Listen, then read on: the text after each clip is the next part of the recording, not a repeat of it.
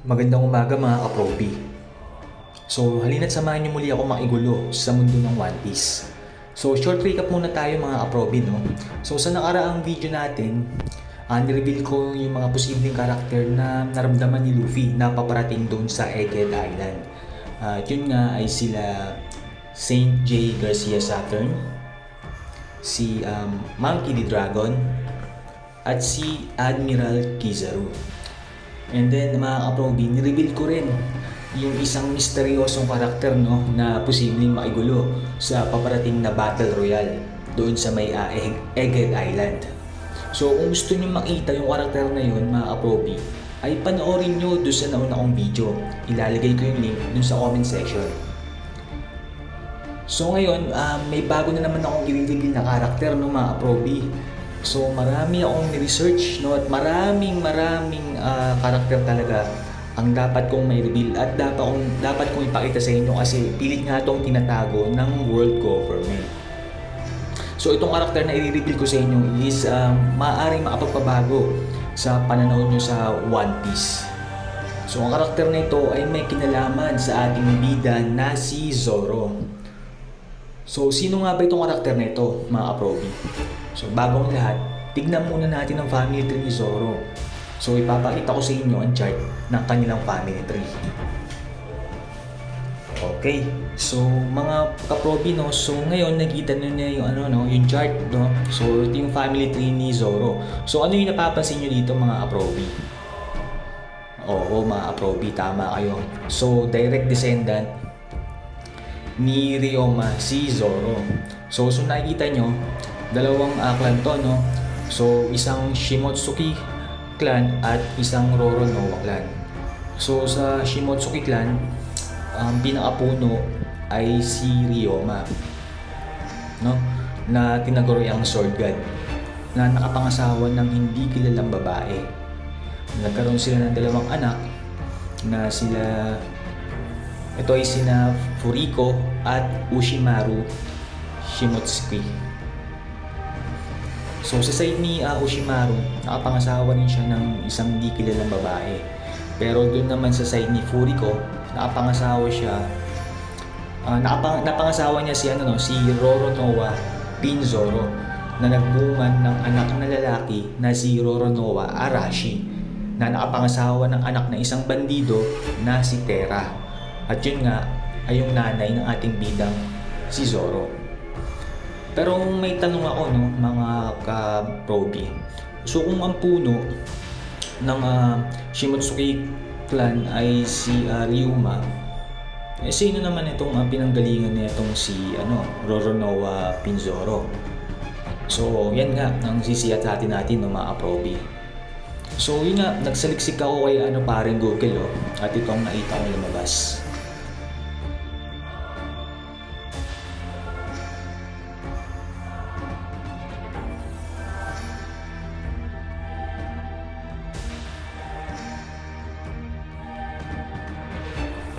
So ayon dito, galing talaga ng Wano ang angkan ni Zoro bago nag-migrate sa may East Blue. So may nabanggit din ditong legendary swordsmith, no, mga kaprobi. Ito ay si Shimotsuki Kozaburo. So galing to sa angkan ni Ryoma, no, kasi Shimotsuki siya. So at yan ay may malaking kinalaman dito sa karakter na ipapakilala ko at i-reveal ngayon, no, mga kaprobi. So ngayon, ayon dito, umalis itong si Kozaburo sa Wano 55 years, no, bago ang kasalukuyang mga kaganapan ngayon sa One Piece. So kasama ang grupo ng 25 katao, kasama dito yung si Shimotsuki Furiko. Pero ayon dito, no, di pa rin naging malinaw, no, kung saan galing itong angkan ng mga Roronoa. Kaya ayun nga mga kaprobi, nagtanong ako kay paring Wiki. So, ito ang sagot sa akin ni paring Wiki, mga kaprobi, no? So, panoorin nyo.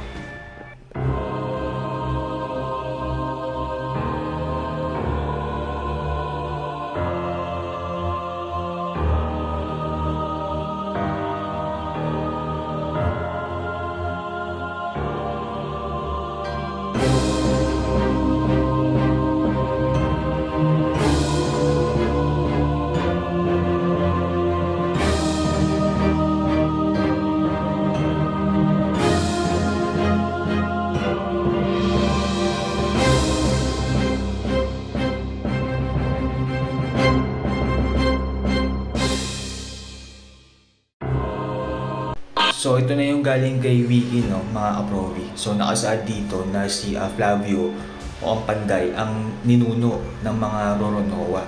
So ito nga yung nangyari noong bago pa ang Void Century. So 300 years bago yung Void Century. So nakasaad din dito na bago naging magaling na swordsman itong si Flavio ay naging dalubhasa muna siyang magpanday. So ayun nga yung sinasabi ko kanina na naging malaki ang impluwensya nito ni Flavio doon sa angkan ng mga Shimotsuki.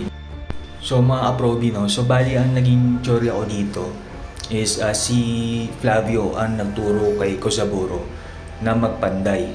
Dahil nga mas nauna tong si Flavio na namuhay kasi 300 years bago pa ang pre-Void Century. So namuhay na to si Flavio at yun nga nung 65 years old siya, nakapangasawa siya ng Tagawano. So hindi malinaw dito kung bakit umalis siya ng Ofirno. So yung malinaw lang dito is si Flavio ang kauna-unang panday bago pa naging legendary swordsmith si Kozaburo, mga kaprobi. Yun nga mga kaprobi, no. So sobrang galing ni Flavio magpanday ng espada. Napakaganda nung nagawa niyang espada, no, na galing sa Bulalakaw. So yun nga ginamit niya pantalo doon sa mga kalaban. At doon panahon niya walang makatalo talaga sa kanya. So papakita ko sa inyo mga kaprobi, no, yung screenshot na nakuha ko dito kay paring Wiki. So check natin mga kaprobi. So tara basahin natin mga kaprobi. So Flavio was blacksmith before he became proficient in sword. He was very good at fighting and no one could beat him during the pre-Void Century. In fact, Flavio was called Maestro in his time. When he was almost 65 years old, he traveled to the land of Wano and there he had a family from which the Roronoa clan originated. It is not clear why Flavio's clan is called Roronoa. So yun nga no, mga kaprobi, no. So nag-travel si Flavio nung siya 65 years old. So sa Wano, iniwan niya yung Ofirno. Tapos nagkaroon siya ng pamilya doon. Pero hindi malinaw dito kung bakit tinawag ng Roronoa ang clan nila Zoro. So ang teorya ko dito mga kaprobi. So kasi ito pre-Void Century ito nangyari, no. So siguro kasagsagan nito ng Great Flood, no. So sino ba yung nasa Great Flood? Si Noah, di ba? So ang teorya ko dito kasi nga naalala niya pa yung mga pangyayari, no. So sinabi ni Flavio doon sa mga Tagawano na lolo niya si Noah. So yun nga, di ba mga Japanese mga R? So yun ang teorya ko dito, yung lolo Noah, ginawa nilang Roro Noah. So yun mga kaprobi, yung naging teorya ko dito. Sabi din dito mga kaprobi, no, na si Flavio is na napakagaling at napakahusay na gumamit ng espada at napakalakas. So sa katunayan nga is walang makatalo sa kanya doon sa Ofirno, doon sa Philippines. So lahat is takot sa kanya. At nakasaad din dito na si Flavio is yung guardian ng One Piece. So siya yung tagapagbantay ng kayamanan o yung sinasabi natin na One Piece, mga kaprobi. So mga kaprobi, no, so basahin natin itong nasa bottom part ng article tungkol kay Flavio. So ito nga yung One Piece history. So One Piece is a treasure that pirates and the world government are claiming and said to be in Ophir or Philippines. So sinasabi dito na itong One Piece daw is kayamanan na pinag-aagawan ng mga pirata at ng world government.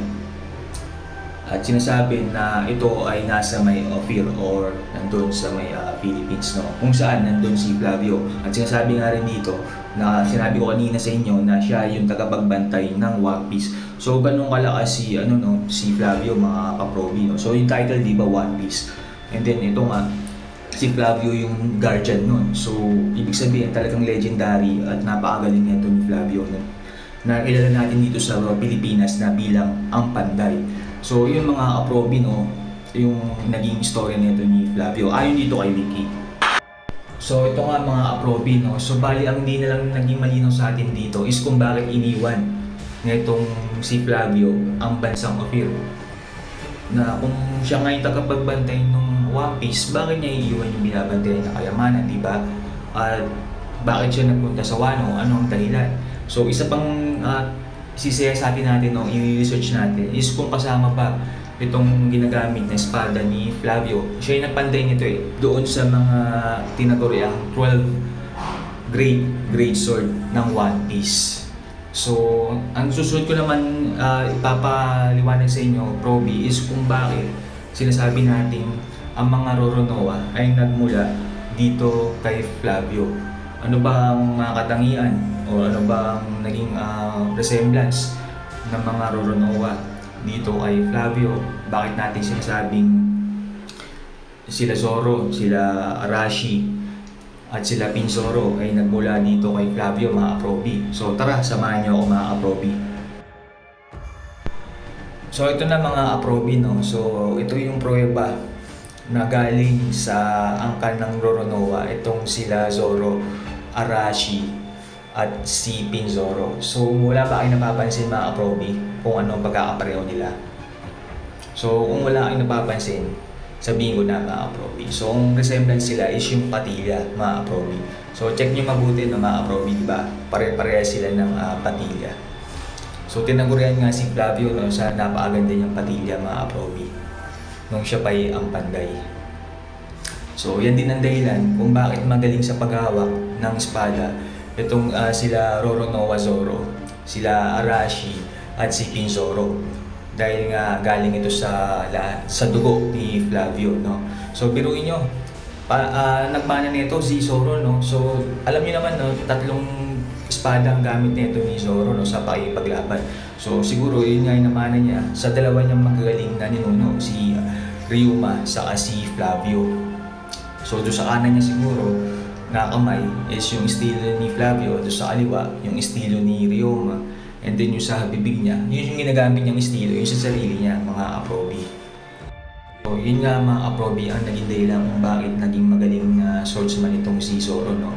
Kasi nga doon sa mga pinanggalingan niyang lahi. So may dugo siya ng panday at meron din siyang dugo ng sword god galing kay Ryuma. So kaya ganyan kagaling si Zoro, no? So yun nga, mga Proby, no? So yung sinasabi ko sa inyo, may malaking kinalaman itong si Flavio sa magaganap na laban nitong si Zoro at ni Mihawk sa hinaharap. Dahil nga sa ang ninuno nitong si Zoro ay may kinalaman dito sa ninuno nitong si Mihawk. So itong ninuno ni Zoro na si Flavio is screamador din to, no, mga Proby. So nakita nyo naman dyan sa pinost ko na screenshot. Yan si Flavio na nag-i-screama din siya, no? So may tinalo siyang maestro nung kapanahunan niya. At yan yung ninuno nitong si Mihawk. So check nyo, mga Proby, yung resemblance nitong ninuno ni Mihawk dito kay Mihawk. So di ba, parehas na parehas sila ng datingan, ng pormahan. Check nyo yung bigote, mga Proby, sa kayong pormahan. Di ba? Saka may recorded history to, mga Proby, no? Check natin yung recorded history ng labanan nila, mga Proby. So ito na nga, no, mga Proby. Ito na yung recorded na labanan na nangyari noong pre-void century. Labanan sa pagitan ng ninuno ni Zoro at sa ninuno ni Mihawk. Ito nga ni Flavio laban dito sa maestro na ninuno ni Mihawk. So kitang-kita nyo naman, mga Proby, yung resemblance netong ni maestro na ninuno ni Mihawk kay Mihawk, no? Sa bigote pa lang, di ba? Saka sa pormahan, mayroon parang galing Hispanic origin. Ayun na, naglalaban na sila. So sila, no? Screama. So tignan niyo yung mangyayari diyan, no, mga Proby, kung anong technique yung gagawin nung ni Flavio diyan. Ayun, no, behind the back thrust. Ayun. So yan, diyan natalo ni ang panday itong si maestro, kaya siya na yung tinaguriang maestro nung kapanahunan niya. So natalo niya yung pinakamagaling na swordsman nung panahon niya. So yan nga, mga Proby, kung bakit tinanghal na napakagaling at wala talagang tumatalo dito kay ang panday, no, kay Flavio dun sa panahon niya, mga Proby. So yun na nga, mga Proby, no, ang naging buhay nitong si Flavio or ang tinaguri ang panday noong pre-void century. So mga Proby, no, so huwag kayong malilito at huwag niyo masyadong dibdibin itong video na to, no. So kasi baka malito kayo, mga Proby, no, at hindi niyo na malaman ang kaibahan ng sinasabi nating One Piece at dito sa One Piece, no, mga Proby. So, bali, ganito na lang no, mga kaprobi, no? So, iba kasi yung nangyari sa Void Century saka doon sa may pre-Void Century, mga kaprobi. So, hanggang dito na lang no, mga kaprobi. So, salamat sa panonood nyo, mga kaprobi. So, kung nagustuhan nyo yung aking revelation, mga kaprobi, please hit like, share nyo na rin. At kung gusto nyo pang ma-notify sa mga susunod kong videos, is pakihit na lang yung notification bell, mga kaprobi. So, hanggang dito na lang. Salamat, mga kaprobi.